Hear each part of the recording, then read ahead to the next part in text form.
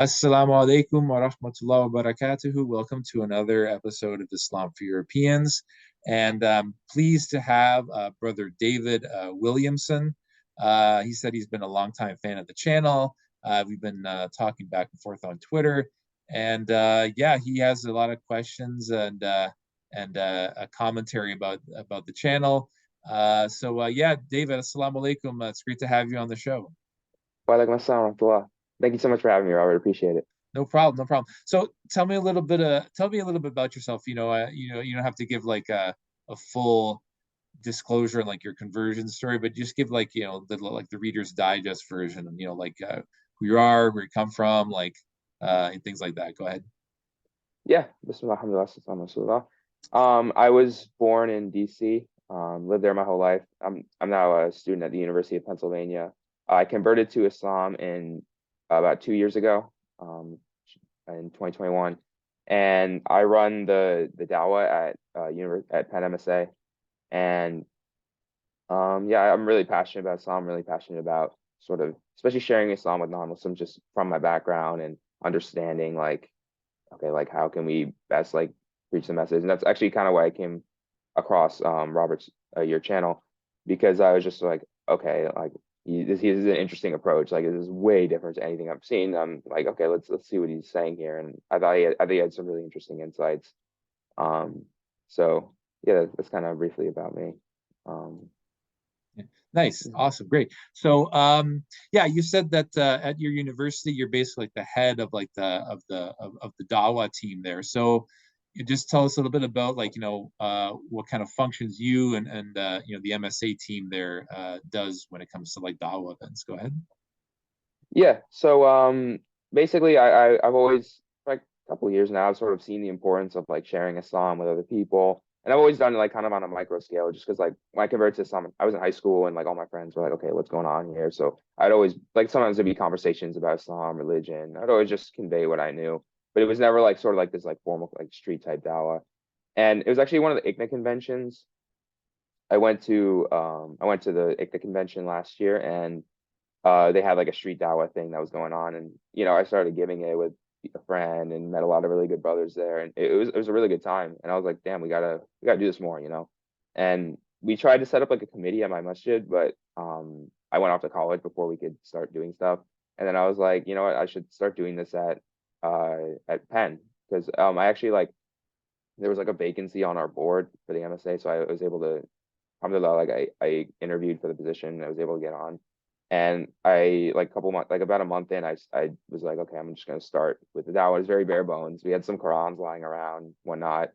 My imam was actually like gave me some stuff to hand out. I just like put a table down on like the main walkway on campus. It was just like asking people questions like, hey, you want to learn about Islam, whatever. And it kind of escalated from there. Like, our MSA president, mashallah, he had like some connections with like Y Islam and ICNA, so they were able to get us some like resources and whatnot, some brothers, and a lot of people started helping out and whatnot. And I basically, like, the first like semester, it was pretty informal. It was just like every Friday we'd set up a booth. I had some friends who were like, yeah, I'm interested in joining, like, can I help out? And then they would help get dawah and whatnot. And then this semester we've kind of formalized it, so we have like a weekly booth that we set up after Jumu'ah every single Friday. Um, we just sort of like ask people, like, what's the purpose of life. We have like free Quran, free literature, like free conversations. We've had a lot of people come up, they'll just be like, hey, can I have free Quran? We'll ask them like, okay, what makes you interested in Islam, stuff like that. Um and it's interesting because like on our campus, like a lot of people who walk down it's a mix of students and also just like random, like, people walking by, just because it's like a pretty cool campus. So like there's a lot of just random people who are just like walking around. So we get a pretty big demographic of people that come through, and we've had a lot of really good conversations. We've actually had a few people take shahada, alhamdulillah. We had there was one sister who actually, like, she was a Penn student, and one brother was actually, like, he was literally just visiting campus, like he was like a high school student, like visiting for like some like school trip or whatever. And it was pretty funny. He, like, literally walked in the booth, it's like, I'm interested in Islam, like, and then he took shahada and then just like went back on the bus and like went back to his school. May Allah bless that brother. I mean, I mean, but it's been really interesting just talking to all these people. Obviously, there's so many people that walk down that most most people don't stop by the booth, but like, there's enough that it sort of makes up for it. Okay. MashaAllah, may Allah reward you for all the work that you and your team are doing, I mean, David. You said that you have a lot of, when you watched our channel, that we look at it from a totally look at the Dawa scene from like a totally different angle. So you know what were like some of the issues or problems that you encountered in like trying to give dawa, things that were just kind of just left you puzzled, and or maybe like maybe it was someone on your team that may have taken a wrong approach. Like I know you have a lot of questions about kind of want me to give my input as well, so you can fire when ready, like what kind of like problems or like issues were you encountering. so I'd say some of the issues are just like, we don't really get a lot of like a high rate of like repeat people. So like a lot of people that come and like take Quran, it's pretty rare that like they actually come back to the booth or whatever, or that they'll like follow up and whatnot. So they'll kind of just like take it, maybe read on their own. I have no idea what they're doing actually, and then they might not come back. But just specifically in like regards to like the Islam for European subject, like our campus is extremely diverse. So like we're giving dawah to like everybody. Like we're giving dawah to international students. We're giving dawah to, Black people, Asian people, Indians, like everybody, like random people just coming up. And it's a really, really like um sort of culturally diverse campus, which is good, alhamdulillah. It's really cool to meet like get all these different perspectives. But at the same time, like it means that like when somebody does become Muslim or somebody's interested in Islam, like that person, it's really a case by case basis, because sometimes they might be coming from a similar background as myself, or they might be coming from a completely different background where I don't really like. I met one brother who was he was Indian. He was an Indian international student, and he was really interested in Islam, and he wanted to become Muslim. And he was talking about like how in uh in his hometown, like there were some Muslims like back in India, and it was interesting, sort of hearing what had to say about like, the sort of the way that like, I guess because his family's Hindu, so like the way that like their caste and how that works and like the expectations of them and whatnot. Um, so I'd say that's kind of been one of the interesting phenomenon there. Yeah, it's like you said, it's a case by case basis. So anyone who might be interested in Islam, or anyone who actually takes their shahada, it's that's a case study in and of itself. And like no one's going to really know like how to deal specifically with those family situations. And I think one of the major issues in giving a dawa, even though it's really great that the Muslim community has these dawa booths set up. They have the open houses, um, and those I think that's necessary, but in a way, it's kind of not sufficient, because yeah, someone takes their shahada or someone's interested in Islam, but at a certain point they have to leave the mosque, or they leave the open house, and they go back to the sphere that they're living in. And this Indian gentleman, yeah, he's on like a university campus where everything's inclusive, and like you can be who you want to be, but I assume once he goes back to India, he's going to be in a much, may Allah help him, in a much more dire situation, because he's going to be the only Muslim in a Hindu majority area. And how the Hindus treat the Muslims in certain areas in India. So yeah, I mean that's I think a lot of it is just focused on like the action phase of of the whole trying to guide like a person to Islam and keep them within Islam. So if you look, there's like a psychological model we learned in social psychology. It's called Prochaska's 6 stages of transformational change. It's used a lot Mhm. for smoking. Have you ever heard of that before?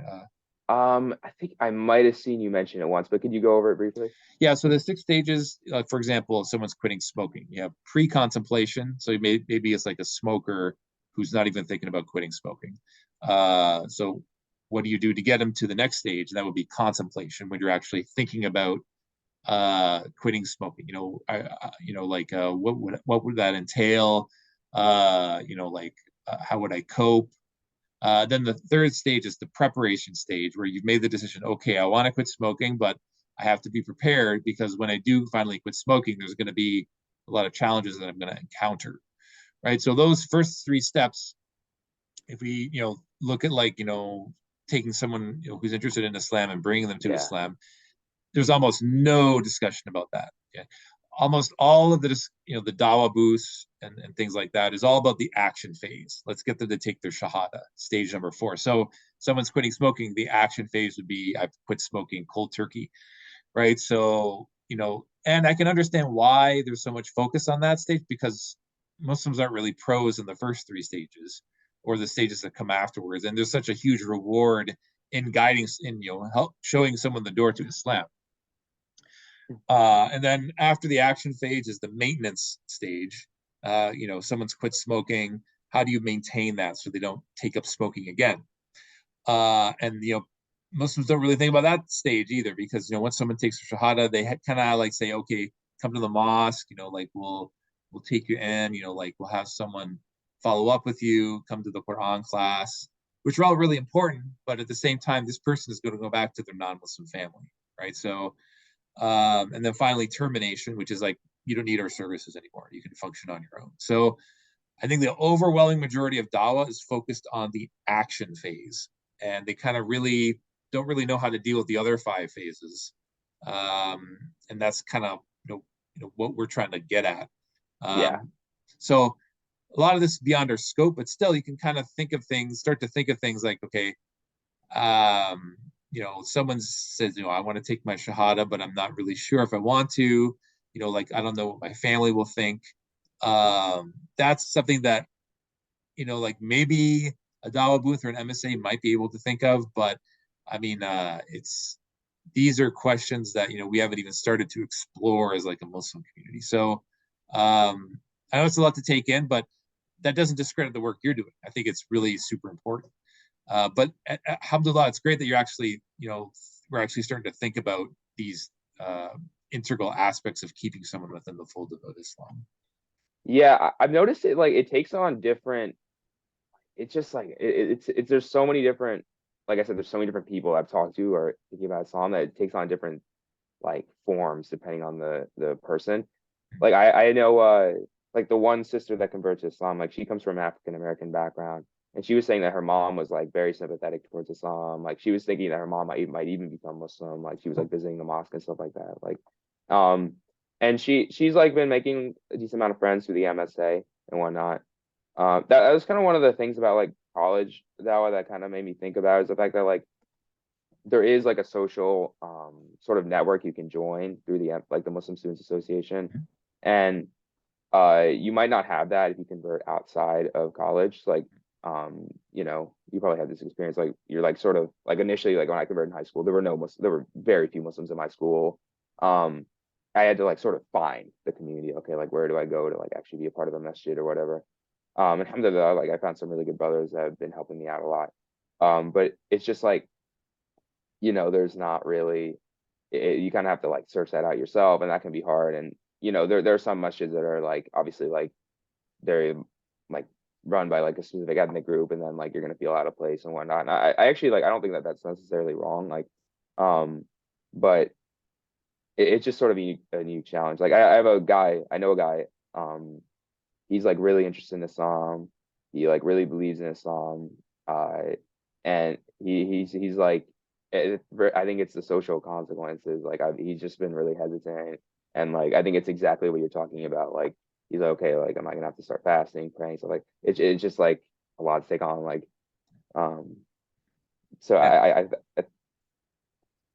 I'm curious, like how you think we should go forward with this, like at our specific campus, like what guidance you might have. I mean, I'm not sure like how, like Well, the whole, if you're talking specifically about, the reaction from their family and community, if it's going to be really adverse, um, like you said, it's on a case by case basis, but you know, a lot of it is um, trying to figure out who's going to react the worst. What are the fallouts that could happen if I were to, publicly become Muslim. mm, And if those, like fallouts are just going to be, you know, it's going to be, the Muslim community is going to be unable to deal with those fallouts. first of all, it might be better that he just takes a shahada privately, and because you want them to become Muslim. There's nothing wrong with this. In the Sunnah, there are many cases where Muslims, especially in Mecca, and they had to take their shahada privately because they were feared that their family would kill them, or there would be enormous social consequences. And then they're kind of in this limbo phase where now it's about changing your character and being a better person around your family. So they see those changes, so that they kind of see that this person's changing, but for the better. And then hopefully, inshallah, that's able to soften their hearts to a point where they feel comfortable telling them that they've converted to Islam. It might be a situation where they're living with their family, and if they tell that they became Muslim, they don't know what'll happen. They could get kicked out, they could get abused, or it's not about what will happen, but what could happen. So people are in that kind of phase. It's probably best to let them know, like, look, like, yeah, I know you want to convert to Islam. Going in too hard might push your family away. Even if you have a family who might be reluctant to it, like, you have to take things very slowly with them. And like, I know that Muslim communities, they want to, like, integrate this new Muslim and give them like the thobe and the kufi and, like, here's your new uniform. But as you know, like, going back to your family and wearing that, they're or being too extreme, uh, that can have really adverse effects as well. So there's a lot of pitfalls that new converts, when I converted, that they fell into. That I know that they wanted to be really strong on their deen and stuff. Obviously, praying is very important. A lot of these complex fiqh questions, it's good to get have the imam answer them. Like, for example, if I can't pray at home, I live at home, and my family can't find out that I'm praying. Is it okay to pray in the restroom? Because some madhab actually allow this. So I'm not a imam, I'm not a scholar, but for questions like that, I would have a good relationship with your local imam or religious, or someone who has a lot of religious knowledge, that can give them, like, the a fatwa that will help them survive as a Muslim. So that's one thing. So if you're talking about what's going to be the reaction of my work, that's another thing. You don't know what the reaction will be from your workplace. And a lot of it is finding time to pray during your work time. Usually workplaces are really accommodating. Maybe it's a sister who wants to wear the hijab. What's going to be the fallout of that? And I know this sounds crazy, living in 21st century multicultural America, but you never know. With some of these, like, small towns, it could be like, you could have some sort of backlash. So yeah, these are all really important questions. We could go on forever talking about them, but I think, like you said, it's a case by case basis. But I would say in general, if they're interested in taking their shahada, and you ask them, like, what's holding you back, honestly, just be honest. Then you can kind of work around, like, what's the best way forward for this individual, because you can't provide room and board for everyone. I mean, like, Yeah. if everyone's going to be super strict, if you're going to tell them you got to do this right off the bat, and the Muslim community is not prepared to, like, deal with that kind of fallout, you just have to let people take things slowly with that. So Yeah, no, that seems like a good way to go about it. yeah. Shoot, there was like one thing you mentioned that I wanted to. It'll come later, inshallah. Okay. Anyway, yeah. So yeah. So I'm kind of interested, like the dawa team. Are you the only convert there, or is it mostly other born Muslims, or? It's yeah, I'm the only convert on it. It's me, and then there's just one other brother. And that there were like kind of the guys that run everything, like, in terms of administratively. We have a few other brothers that are kind of on and off. They kind of, like, come when they can. And then we actually have a few sisters that have been helping us out with the DAO, which is interesting. Okay. You tend to think of that as like more of a male thing, but like we've had, alhamdulillah, like some of the sisters have been helping us out, even like on the street and whatnot, which has been good. Mhm. But yeah, everybody's a born Muslim. Mhm. Um, but yeah. What do they think about, like, do you ever run into like about, like, I know you might be talking about, some of the concepts we're talking about, like, how are they receptive to it? If you find kind of opposition, there's been kind of like, has there been like sort of like not disputes, but like kind of differing opinions on how to like go about these kind of issues? Like, do they take the Medina model approach, or is it more like just on a case by case basis? I mean, um, I gotta be honest, we haven't really talked about some of this stuff that much. mm, Like I've kind of thought about it a little bit, but I just don't really know like within our specific context how you've mm, implemented it. yeah, I think a lot of the stuff that you talk about with Islam for Europeans is very applicable to places where you have like a very ethnically homogenous population, which is still a lot of parts of the US. Like my cousins live in Wisconsin, for example. Everyone mm, there is white, like mm, um so like I figured like say they were to convert or something like that, like that might be a much different sort of scenario than like if I were to convert because I'm from like a city and I go to like it's just a different scenario, yeah, yeah, and it's just like it's interesting though because like I've noticed that like there a lot of the Muslims I interact with at the MSA are like first gen, so there's like kind of a mix between like the fob culture and also like American culture. Like I'd say like generally so they're like pretty American in terms of like speech, slang, and like mannerisms and whatnot, mm, cultural attitudes and everything. But then occasionally there will be certain things where it's like okay, like yeah, they still have like a lot of the Pakistani kids will like speak in Urdu to each other when they're like um sort of just talking generally. Like they'll be giving tasks or whatever, and then they'll start speaking Urdu or whatever, mm. um and whatnot. Yeah. That's another interesting dynamic because a lot of these kids, they want to maintain something of their culture from back home. And like the argument a couple of years, when I first converted was like, okay, now we're all Canadian, like we should, we have this kind of homogenized Canadian Islam. But over years I've come to challenge that. I think that it's good that they want to maintain something from their traditional culture. Canada is always considered as more of itself as more of a cultural mosaic, as opposed to the United States always says they want to be like a melting pot. But I think that's kind of I think the United States is also like kind of moving towards more of a cultural mosaic where it's like, okay, you're American now, but keep your culture, but at the same time you're American. Um, so, but that's a different story when now you've converted to Islam from a populate when you are from a population that has not been historically Muslim.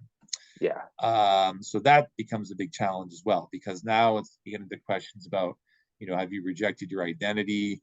What is your identity? Like it's like this become like being an American is just basically now it's just like having like a passport. So I mean, that's a much trickier situation, especially if you're living in like an all white town. But that's like you have to have people who are, I guess, kind of willing to, if not willing to enter your spheres and maybe like talk to your family or even introduce yourself to the convert's family. At the very least, you can give them the best kind of advice because you have that experience. Um, so yeah, like for example, like if you're in a situation where the convert, like the convert was, or any Muslim was able to introduce themselves to like your family, or is it just completely like two totally different spheres? You have the Muslim sphere and the Anglosphere where you live in, and then these spheres they almost never interact. Is that the case with you, or Um, yes and no. I mean, the thing is, like, I think like this might be just I've never been to Canada, so I'm not sure like exactly the socio-cultural situation there. But I'd say America is fairly like the melting pot still thing is still kind of there. hmm, Like even with my own family, like my family, like I'm descended from like all immigrants, but like all over Europe, it's like one of those a lot of like white people in America where it's like you have very, very mixed ancestry when hmm, it comes to like culturally. Um, so I just like consider myself American pretty much just because I mean it would be impossible to identify as seven different cultures at the same time. right? Um, and then but like even like the like my sheikh, he's like very American, like honestly, and like mannerisms, like he has a lot of American pastimes. And when he like, it's just like it's kind of. I think that like assimilation in America is, for better or for worse, it's kind of inevitable, honestly, just because it's just the way that like pretty much every immigrant group has become American in a sense, or sort of lived in this country. And it seems like most of the even like the Muslims agree with me on that subject that I talked to. Even like international students will be like, yeah, I mean, kind of just happens. It's like I don't know, it's kind of hard to like sort of deal with it because like you kind of know it's gonna happen, but at the same time, it has like a lot of cons. Like the cultural disattachment is a real thing, you know. Yeah. Um, and I'm not sure how much it is like that in Canada. Just because you say you're completely French Canadian. Whereas like the amount of people in the US that are like totally like WASP is like very, very low, to the fact that it's not even like a significant. And also like quote unquote white people are like very, very like actually diverse within the US. Like my family, my mom comes from with Midwestern background, and the culture there is like a little bit is I wouldn't say significantly, but it's quite different to like the East Coast where my dad comes from. And like when they got married, like there was some familial tension and whatnot. Um, so it's just kind of interesting to see those kinds of things sort of play out, Mhm. Mhm. I guess. But like anyway, go ahead. Yeah. Yeah. I mean, I think, like, back in like the 50s and 60s, like it was, the white American identity, was kind of like, predominant. But now it's like with all this, tension in America, I mean, from what I see on social media, I mean, it seems that, you have the woke left that is just, Yeah. trying to really overtake all these university organizations. When I was doing my master's degree in 2014, they were just starting to like try to like basically be the predominant ideology at all university on the university campus, in all subjects. And there was definitely backlash against it, from the local from the MSA. So how is that? Is it as bad as we think it is on like that we see on social media? Is there a backlash against this within the MSAs? Like, which what's your take on that? Yeah. So I mean, yeah, like you're really onto that. Like the whole like some of like the weird cultural stuff, especially some of these weird racial views. It's tough. Like the MSA, like there's kind of a mixed opinion on it, just because like obviously when it comes to things that are clearly against Islam, like yeah, like most of the Muslims are like, yeah, okay, like, this is not, we Yeah, don't accept this or whatever. yeah. But then when it comes to like some of these like quasi like weird racial views, like there's like very much sort of a mix of sort of I guess opinion on it, just because um like the whole idea of like sort of like this idea of like whiteness or whatever, right? Like a lot of like the woke people, like they talk about like, oh, whiteness, you have to dismantle it, like, it's evil or whatever, and gets to the point where like you literally have people that are just straight up racist towards white people and whatnot. Um, but when it comes to like the Muslims themselves, like I don't know, it's just kind of like it's like a gray area, because like some of them will like talk about like colonization and whatnot, which I find funny because like I don't literally like I'm not even like that type of European. And uh there's like I don't know, I'm struggling to find the words to describe it, but like the sort of the idea of Is it, let me ask you this, David, is it more, is there like, do a lot of Muslims who are not like practicing, do they join like kind of like more like these secular leftist groups on campus, maybe like, like Palestinian yeah, yeah, liberation? Yeah. yeah, 100%. Yeah. A lot of the cultural groups on campus, we kind of joke about it, like the the Pakistani or like the Arab groups. A lot of them are just a lot of the non-religious Muslims. Mhm. We kind of joke about that a little bit. Most of the kids in MSA are like fairly religious, and they don't Mhm. really like buy into like they don't really buy into some of the things. Like when I talk about like sort of the idea of like the cultural stuff, um, like I've had a lot of support from Muslim brothers who talk about like, because I wear like every Jumu'ah, like I wear like a suit, because like some of the brothers will wear like a thobe, or like they wear like a topi or whatever. I'll just wear a suit because I'm like, yeah. And then people always ask me about it. It's always funny because like we have like obviously like Penn has like the Wharton School, which is like the business school, And so there's like a lot of like kids that'll have like interviews and stuff, and they'll be like really dressed up and for all that. So everyone be like, "Oh, what do you have today?" I'm like, "No, it's Jumwa," like like. Hmm. Whereas like if I ever wore a thobe, like no one would really bat an eye. I'd be like, "Oh yeah, of course." Um, but it's also kind of funny because like I probably look like when I'm giving dawa, I probably look like a Christian missionary, like. Yeah. Yeah, I mean that's the tricky thing because when I for Eid prayer last year I wore that French traditionalist outfit, and Oh yeah, so I kind of went way back, but I guess for white Americans it's kind of that would be even more difficult to think of, like kind of like yeah, I guess the suit is the only thing that really you can wear this kind of like like formal and like like kind of like I think it's but I think when they wear that it's more like they want to get away from like the traditional like Western shirt and pants because it's just become such a homogenized uniform, not just for yeah, like the West but like all over. It's sort of like it's the mundane monocultural 21st century dress. And mm, I know that many Muslims, they wear their traditional dress for Eid or Jumu'ah prayer because they want to feel a connection to like back home, and that makes them feel a connection to Islam. But I think now what we're trying to foster is this idea that okay, if you want to wear that, that's fine. But I think for the Muslims living in a non-Muslim country, they should encourage the converts from that region, to wear that kind of traditional dress because it's kind of like a return to tradition, right? I agree. Yeah. Um, I'm actually pretty traditional in like some of my ideas and whatnot. I like a lot of the sort of the mid 20th century type uh American culture. I think there were a lot of positives there. I mean, obviously there were a lot of negatives when you talk about like sort of segregation, stuff like that. Like, but you can sort of filter those things out through Islam. And the I've interacted with people from that generation. There's much more of a emphasis on like politeness and like chivalry and stuff like that. And like I just like that people dress well back then. I always talk about this. Like I don't really like everybody wearing like these like like consumer brands or whatever, like like the Nike like random like shirts or whatever. I think it looks stupid, like and like I always try to I always try to get like the other. I actually try to get the other, but I'm like, yo, like put some stuff on for like Jumbo or whatever. Because like obviously it's Sunnah. Like if Prophet would wear like his best clothes, Mhm. um, Mhm. and whatnot. And so it's just like, yeah, I'm with you there on like sort of this like kind of consumerist like fashion or whatever. Like I try to wear like nicer clothes when I can.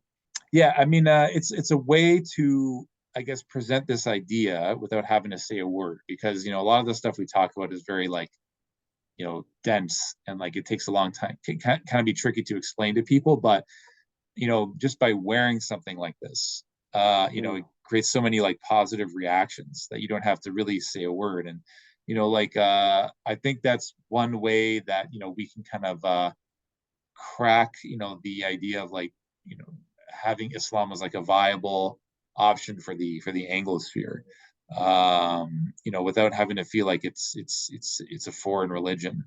mm, So there's probably like dress, if you look back like maybe like 19th century, old West style. I mean, there's got to be something. I mean, like if you look at some of yeah. the clothes that they used to wear back then, like it was very traditional. I know it seemed kind of like goofy, like wearing like a costume for Eid or whatever, but like it's an opportunity to kind of get creative with this. Have you encountered any like backlash from like people who are like on the right who are like anti-Islam, or people on the right who maybe have pro-Islam views but don't want to express that or are afraid to, or is it because it's a university they just don't want to exclaim any type of views that are against the woke left?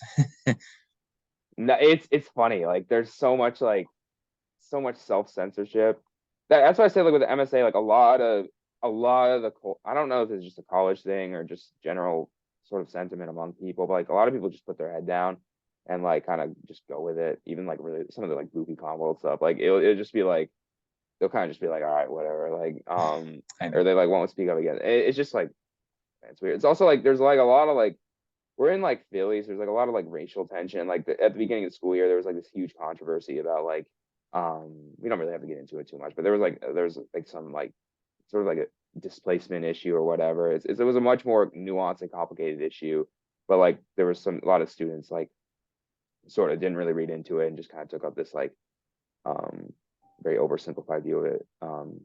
But anyway, that's kind of a, I don't know, what was the question? Oh, you're talking about people on the right, yeah. So I have it's really interesting. I've actually said most people who are conservative leaning, I've actually been pretty sympathetic towards Islam that I've talked to, in the point where they actually respect the faith, you know, like the only people who I guess maybe they're right wing, maybe they're just Islamophobic, but like sometimes people come, like we have like one or two people come to dawa who've been just like straight up like rude or like loud and being like, oh, you guys are terrorists or whatever, and then just walk away. That's only happened like once or twice, but like um which is actually pretty low considering the fact that literally like thousands of people walk by like every single day, and we've been doing this for like months. um in terms of people on the right, like a lot of people, um I've had people like right wingers come to the table and been like, yeah, like I mean, like we respect you guys. You guys stand for similar values. You guys are standing against like this degeneracy and whatnot, and we support. Like I support that. He was actually angry that like his fellow like conservatives they were falling into like that degeneracy culture. They were full, like the campus Republicans were focusing on like sort of like these like mundane like fiscal issues or whatever. Like, oh, they're kind of like Reaganite conservatives in a sense, where it's like we're conservative about like the economic or the governmental policy. Um, I have my own views on those things, but like I don't really care that much about those subjects. They're not really that important. They're super theoretical. I think the social issues are much more important because they have like a direct effect on people's thinking, people's lifestyle, sort of, especially when it comes to like raising children and stuff like that. Like those are big, big factors.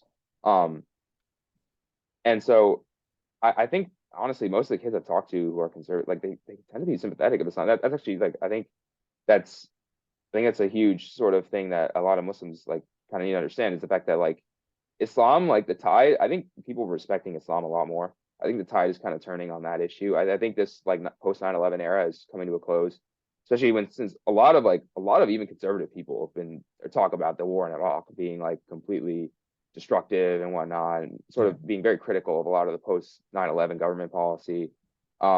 It's kind of interesting to see, like I've noticed in the last couple of years, like a lot of the sort of right wing rhetoric has become very isolationist. Like you have Trump Yeah. being like one of the first isolationist presidents. You've seen with like the war in Ukraine, like a lot of people who've been like sort of talking about like less aid or like less intervention have been people from the right. Um, Again, we don't have to get into too much of those issues or whatever. It's just sort of interesting to see the sentiment shift. And then when it comes to Islam, like I think a lot of people are sort of seeing like, okay, Islam is like one of the only religions that's actually standing against a lot of these issues, like it's really, and I think people respect that. And I think Muslims need to stand their ground more. I think that's something we should have pride in. And it actually like this sort of like appeasement approach that I think some people have been taking previously, I think it's a really bad idea. And it's like, um, I think we should stay firm to our principles, and I always say this to people, like the right people respect you if you're confident and strong in your ideas. And if people are like really, really like angry at you, like that, you can't really control that. Yeah. And I feel bad for like these Muslims who don't really interact with the Anglosphere, because you're going to see like the really bad examples, and that's really going to stick in their mind. Like you said, the one or two people yelling at like the dawa booth. Um, but like you said, there's a lot of people who are who are consider themselves Republican, who are against any type of intervention in the Middle East. They're against these really degenerate things that they want to teach our future children. Mm. But I think that's getting people to meet halfway with that is an enormous challenge. Like you know you know I guess even if you were to like set up like a dialogue between the MSA and like maybe like the Republican group on campus, you would probably face an enormous backlash from I think I would. Yeah, I yeah, think I would. Even though I think that would actually be a really good conversation, right. regardless of how you feel about the issue. I think that would just be an interesting conversation. Okay, like what do we? I think we should talk to those groups. We should talk to maybe Democrat groups, stuff like that. I'm not speaking on behalf of the MSA. I'm just saying in general, like individuals should talk to different perspectives, see how they feel about um certain group. It's much more nuanced than you think. Like I find that people who are more liberal leaning, they'll tend to actually be much more vocal about my own views. Um, tend to be like, or like sort of like vocal, but they won't be like anti-Islam or anti-Muslim. Like they'll be like, Mhm. okay, like because they like it's a huge like kind of conundrum. Like it's funny, like a lot of the Muslims I talk to, they'll be like, yeah, like we only really support, or we know that like a lot of the people on the left only like are so super sympathetic and whatnot of Islam is because like we're a racial minority most of the time. And I'm like, and they're like, yeah, we kind of understand that, we know that, like there's kind of an understanding of like sort of what's going on there. Um, and Yeah. obviously, alhamdulillah, if people are supportive and want to be friends with us and Muslims, like we have no problem with that. It's just that like we sort of have our own beliefs that we can't really compromise. Yeah.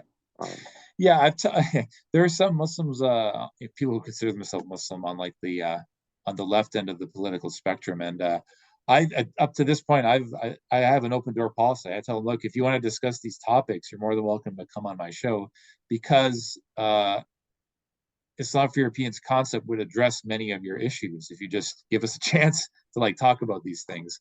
But no one has taken me up on the offer, so I don't probably, have you had any encounters with like these Muslims who are leaning more on the left? Because a lot of the arguments they say, for example, that the reason why Muslims are oppressed and quote unquote oppressed in the West is because, and to an extent Europe, is because you know the Muslim community is 99% non-white, and then you can tell them, okay, well that's true.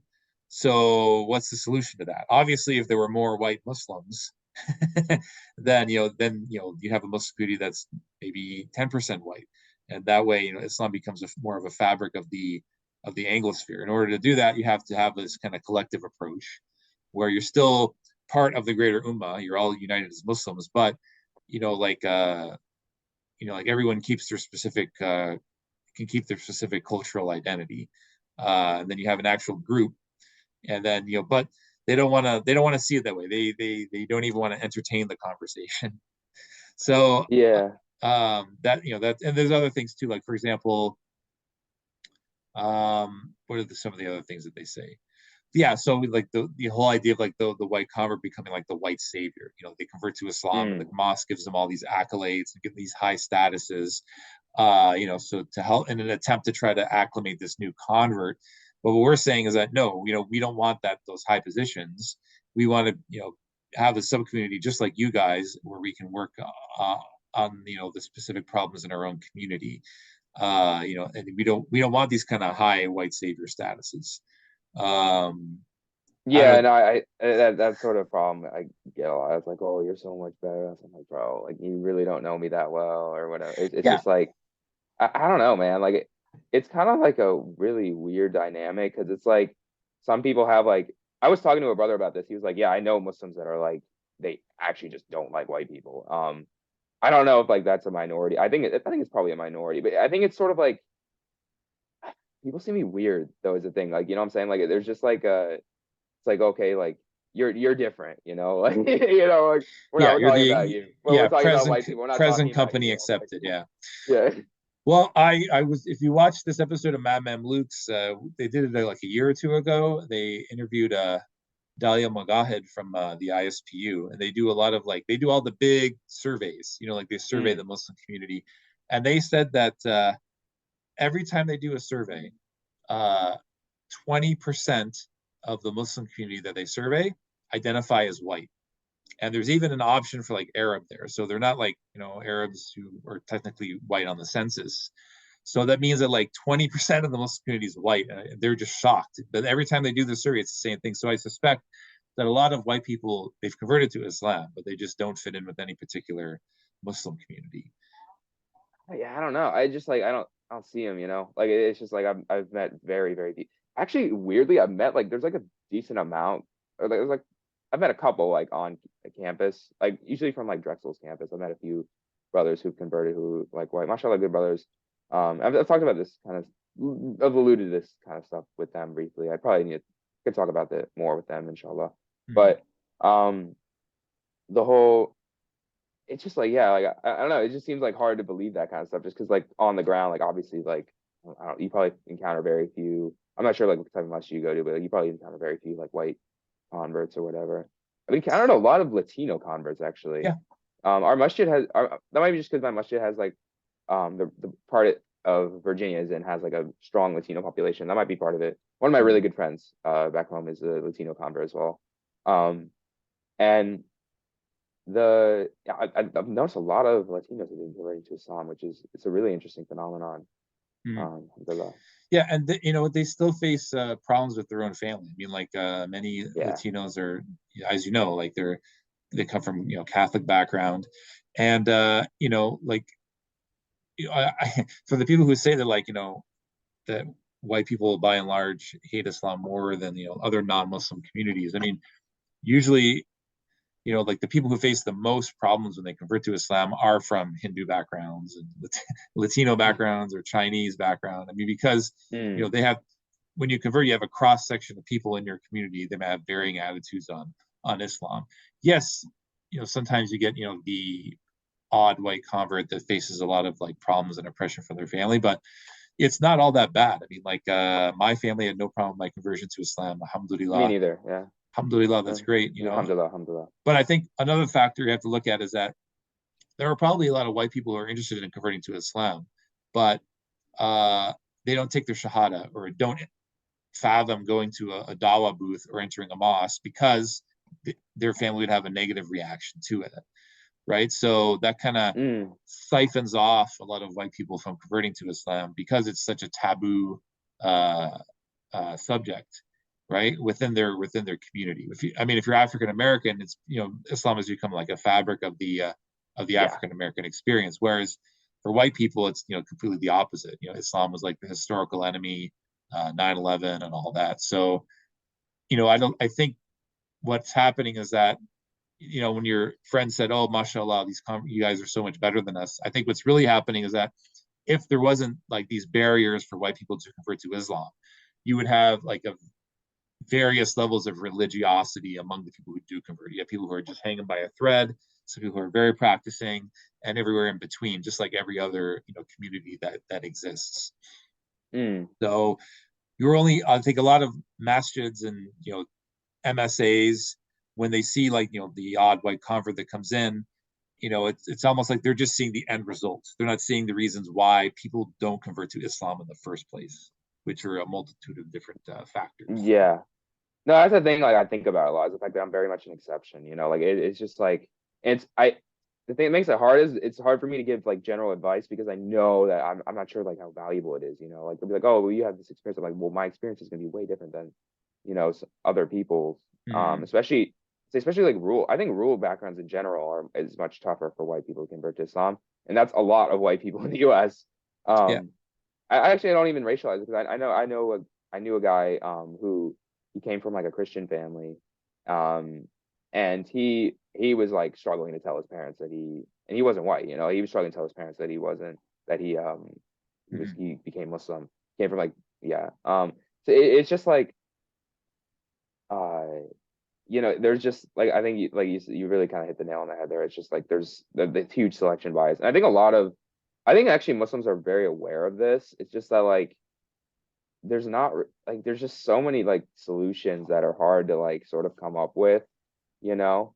It's Yeah. just like one of like the whole like a lot of groups will try this like kind of mentoring approach. Um, and the thing is, I think a huge pitfall of that is just the consistency of it, like remembering to hit up like 30 different people or whatever. Like it's just like it takes a lot of effort to do that. Yeah. And then um, but even like kind of with like the sub community, like a lot of the brothers who are like more Americanized, like they kind of like don't really mind interacting with other ethnicities and whatnot. Like our MSAs, like yeah, I think like a lot of you probably encounter this when you're in college. Like a lot of MSAs like a little Desi dominated. Like Desis are probably gonna be the majority. That's Mm-hmm. probably because they're overrepresented in universities, Mm-hmm. just like kind of culturally. So that's probably why they make up the majority. And there's nothing wrong with that. It's just that kind of like that sort of might feel alienating for other groups. Like I've talked to like sort of black people on campus who've been like, like the MSA feels very Desi oriented, um, and whatnot. And we don't it's interesting, like a lot of there's Philadelphia has like a decent amount of black Muslims, um, in terms of like even on campus, just because like Penn, basically when they admit people, they are required to admit like a certain amount of Philadelphia residents and whatnot. That's just kind of like one of the things they do. And I've met like some like black sisters who just they don't really come to MSA that often, or they don't like some of the events and whatnot. I just find that interesting. Yeah. Yeah. I mean, like I think a lot of it is, there's this emphasis on wanting to be united as Muslims. Yeah. And as Allah subhanahu wa ta'ala says in Surah Imran, all hold firmly to the rope of Allah together. Hmm. But I think sometimes we kind of extrapolate that, to a fault, where we kind of think, okay, like let's just not have any distinctions whatsoever, or work on specific problems that are, like specific to one particular sector of the Muslim community.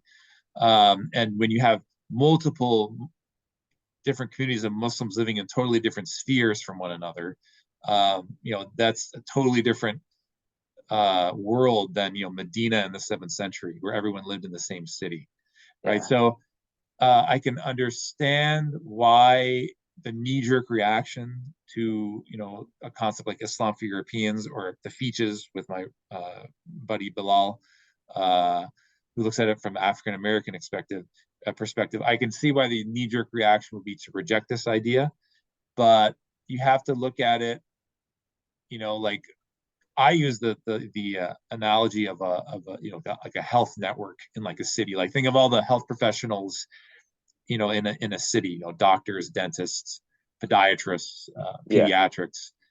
They all are concerned about the general health of their city, but that doesn't mean that everyone has to be in the same hospital. Like that's kind of like the mindset of the Medina model. Like everything has to be done in a masjid, or an MSA. When the problems that converts are facing, a masjid or an MSA might not have the tools to deal with all that. Like you talked about the job of like an MSA, of someone on the MSA to like call up all the converts to see how they're doing.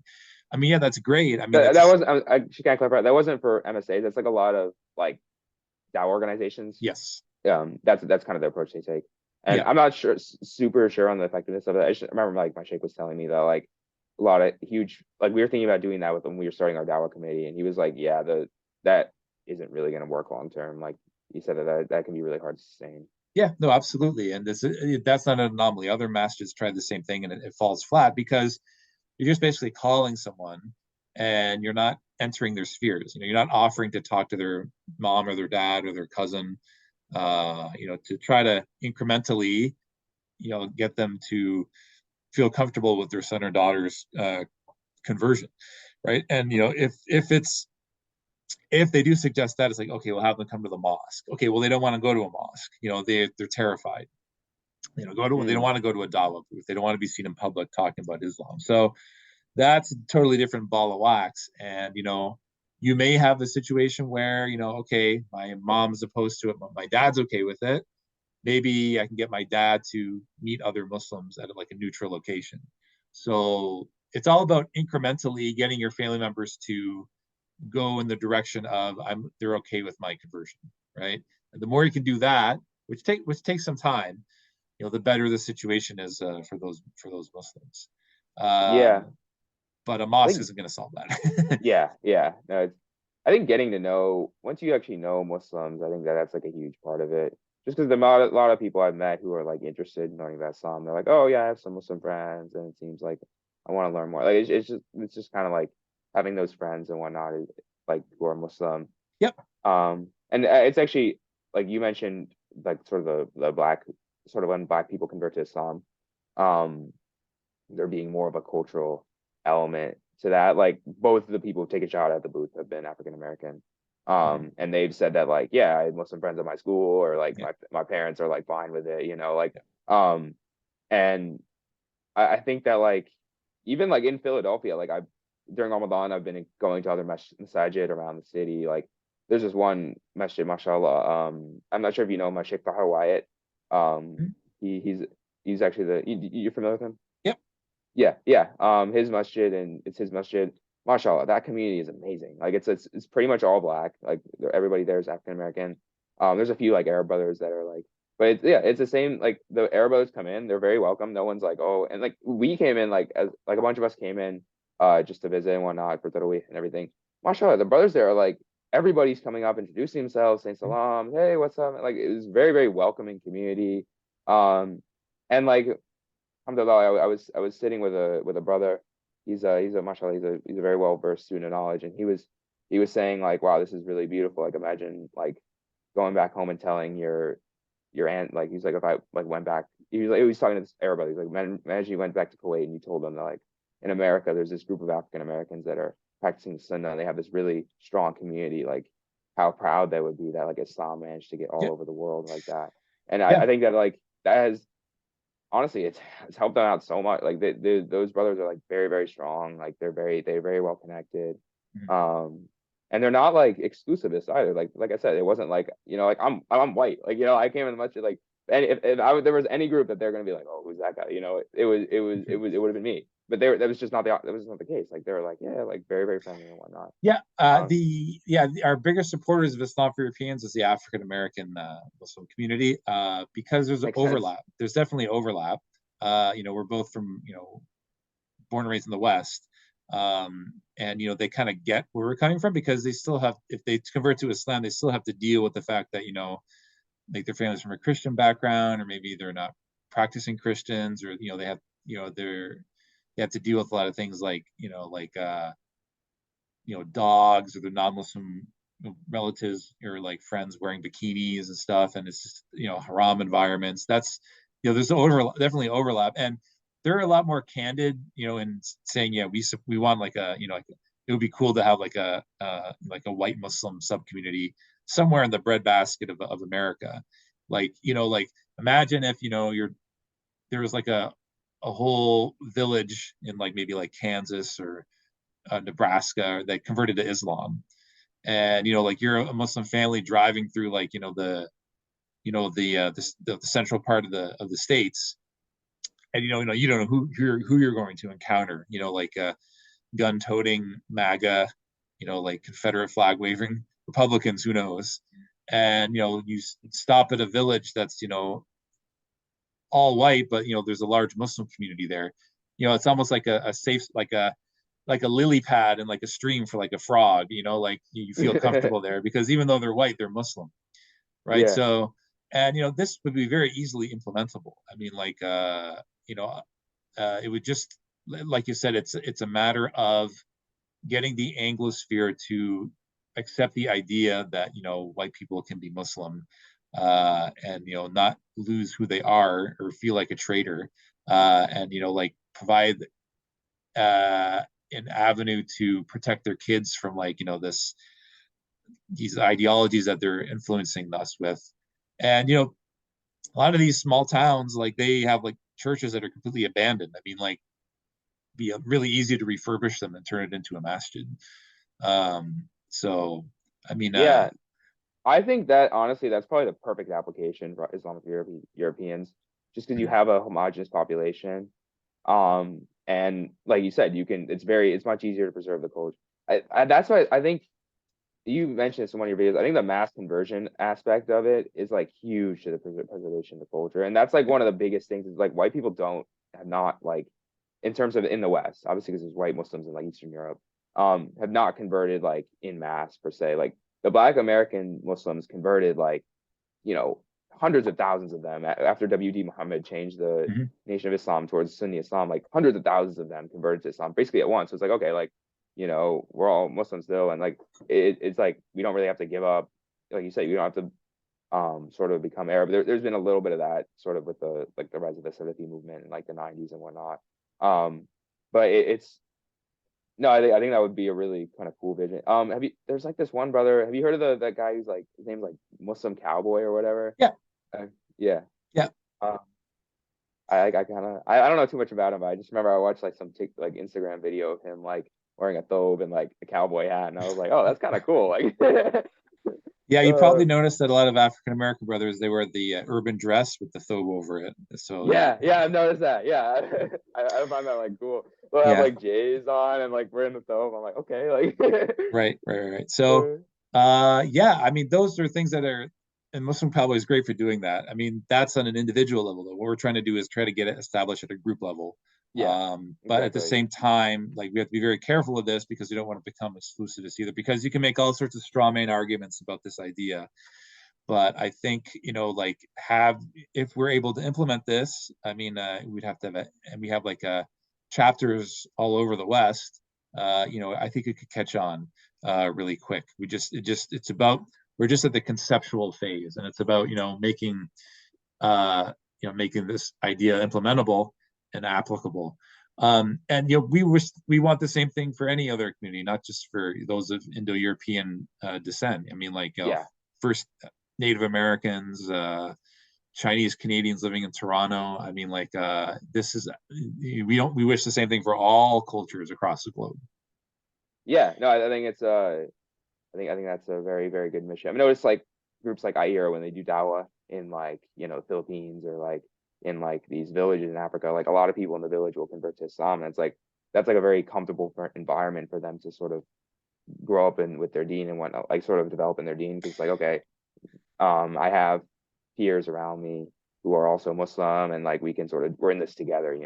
Whereas like if it's exactly like Islam is a very communal religion. Like there's a hadith of Prophet, like the shaitan, like he's like a wolf that preys on the lone sheep, and that's honestly like unfortunately like a lot of the a lot of people convert to Islam, especially white people, are like kind of these lone sheep. And it's like, yeah. I'm curious how this is going to develop in the coming, like I'd say 10 to 20 years, just because I feel like as Muslim, because there was a huge wave of immigration by Muslims like kind of like 80s and 90s. I'm curious how it's going to play out as like their kids kind of grow up as Americans, and also as opinions on Islam shift. I think we're kind of seeing this right now. Like opinions on Islam are getting a lot better. I think that, like I mentioned earlier, the post 9/11 era is coming to a close, and I think, yeah, I think a lot of people sort of see Islam as like, okay, like it's just like the amount of people that have come up to me. I remember that when I was considering Islam, like even like years, like a couple of years ago, like it would people be like, okay, same kind of usual stuff. But like in the last couple of years, been like, okay, like I really respect that. Like I respect like the discipline aspect.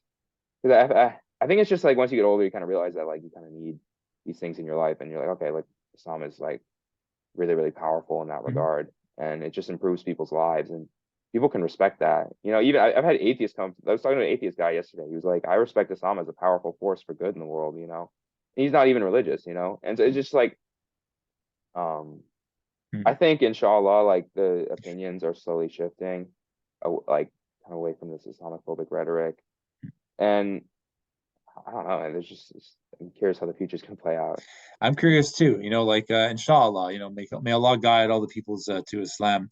Like I think that it's it's it's definitely a given that Islam is going to grow, like you said it was. I'm concerned about people getting proper Islamic education, even if it's like at a very basic level, because you do see a lot of YouTube celebrities converting to Islam. But again, Yeah, they don't really have the knowledge, and they have the zeal, alhamdulillah, which is great, and it's great that they converted to Islam. But there's the detractors to Islam are going to keep going to use the fact that they don't have the best education, or maybe they're still kind of affiliated with their former background, to either to bash Islam, or to like give kind of people a skewed version of what Islam actually is about. So I know you probably know what I'm talking about. Andrew yeah, Tate, yeah, yeah. Sneeko, KSI. So it's great they converted to Islam. I just thought that they should have taken a year or 6 months to take off and just learn the deen properly, and then become like then you can become like a da'i and things like that. So I mean, I Islam for think Europe. what's his name? Hamza Zortz's mentioned that like what's his name? Yoram van Klaven, is that the Dutch Joran van politician? Klafferen, yeah, yeah. Yeah, yeah, he did something like that, and it really, really helped him. Hmm. Um yeah, it's just there's a lot of things that happen when you especially when you convert to Islam, especially on a scale like that. Yeah. Um and yeah, it's like it's kind of interesting. Like obviously you're right, nowhere near that experience. Like we don't have that level of clout where it's like, okay, like there's millions of people that are like listening to us and whatnot. And Hmm. um, but yeah, it's kind of it's a it's a big kind of struggle in addition to sort of dealing with that level of fame in and of itself, you know. Yeah, oh, for sure. I mean, that's like, or maybe even these kind of people, it might be good for them to talk to a celebrity who did convert to Islam years ago. Mm, Like a Cat Stevens. Like yeah. then they have someone they can actually draw upon. Um, but I guess it's all the time we have for today. I know we want to cap it off at around an hour or so. Yeah, that's But good. did you have any other specific question, like specific questions for me, David? I mean, I'd be willing to talk to your MSA in like a Zoom meeting if they're willing to, or like, did you have any parting questions, stuff about like events that happened or like that you had questions about? Um, Um, Shoot, there was like not really, honestly. yeah, I like a lot of the work that you're doing. I'd say like sort of some of my like biggest concerns, I guess, would just be the fact that like Islam, like, or at least Muslims, like, are becoming more culturally homogenous, and I don't know, I feel like people are not as much. That's why I say like the rural example I feel like works better, just because like mm, where I'm from, like the idea that I would have like only like white friends, or only like, I'm not saying that you're proposing this, I'm just saying that like the idea that like sort of your main community would be like sort of like one cultural group isn't really true, even among the Muslims, like even among like the Muslims who have come from more Muslim backgrounds. I'm mm, just kind of, I think that would be kind of hard for people to sort of understand. Like a lot of white converts in like cities who come from racially like um, diverse areas don't really have qualms with like, okay, like you're right. the people around me aren't white, like that's not really an issue for For me. sure. For sure. I mean, Um, yeah, yeah. No, it's understandable. I mean, like white people living in large cities, I mean, who convert to Islam, I mean, they're in a multicultural environment to begin with. So to them, it's not that much of an issue. I mean, they still yeah, have to go through struggles. But for us who converted to Islam in like small towns that are predominantly white, yeah, that's difficult because, you're going to be the only Muslim in your sphere. So it's about collecting those people, trying to get as many people in your sphere as possible who are either Muslim or B, are okay with your conversion to Islam or have a positive, image of Islam, and then going from there. So yeah, it's that's another distinction that we got to make, and clarify, when you kind of present these topics to people. So um, yeah, yeah. It's very it's just like America is like such an anomaly if you think about it as a society. Like there's not really many examples in history of like a place where like literally people from all over the world go. And America's not even the most extreme example of that. I'm curious how like this would play out in a place like Dubai, for example, like because there's a huge expat community there. Like they have this. There's a lot of Americans. There's people from all over the world there. yeah, you'd be surprised. You'd be surprised. There's a large conversion of Filipinos to Islam in that region, and In there's Dubai, one interesting. Dai who Filipino convert who specialized in giving dawa to his people. And like I think that organization still exists today. Like all the dawa materials are in Filipino. Mm, So it's yeah, so it could be, I mean, even if a headquarters were to start up there, like an I4E headquarters, mm. it would still have kind of this global vision. Yeah, Where when you actually do go back to the Anglosphere, there's actually like a place, I mean, you can still interact with all these different Muslim groups, like we're not staying to be completely cut off from the rest of the yeah, Muslim, of course not.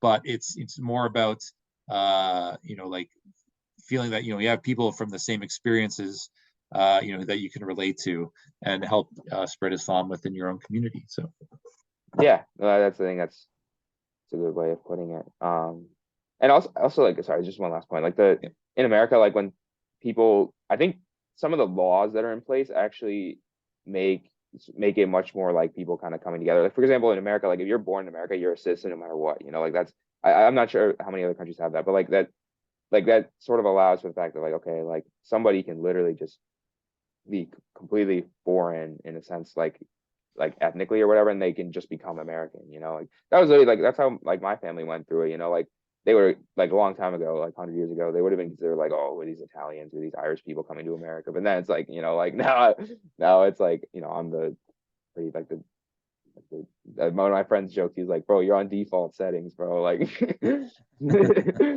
Okay. Oh, Well, David, it was a pleasure talking to you. We'll definitely keep in contact. sounds Is there good. anything you'd like to plug or like talk about things you have in the works, or are you just happy to be here? Yeah, so I'm actually working on like a sort of audiobook production company for like Islamic books. So I'm gonna be like narrating Islamic books. So just it's called Audio Ilm. It's just if you go to audioilm.com, there's like a brief sort of like portfolio and some of the stuff that I've recorded and whatnot. Hmm. So yeah, if that's something that interests you, like kind of keep your eyes out. Okay. But like in terms of like socials and whatnot, like not really. I mean, I have a Twitter account, but I'm not like active on there. Hmm. And uh yeah, Okay. alhamdulillah. Thanks so much for having me, Robert. This is a really good conversation. No Jazakallah problem, khair. David. Okay, I'll sign off. Please like and subscribe to Islam for Europeans. I'm your host, Robert, and enjoy. May Allah subhanahu wa ta'ala accept our fast this holy, I blessed mean, month of Ramadan. And we'll stop for today. Assalamu alaikum wa rahmatullahi wa barakatuh.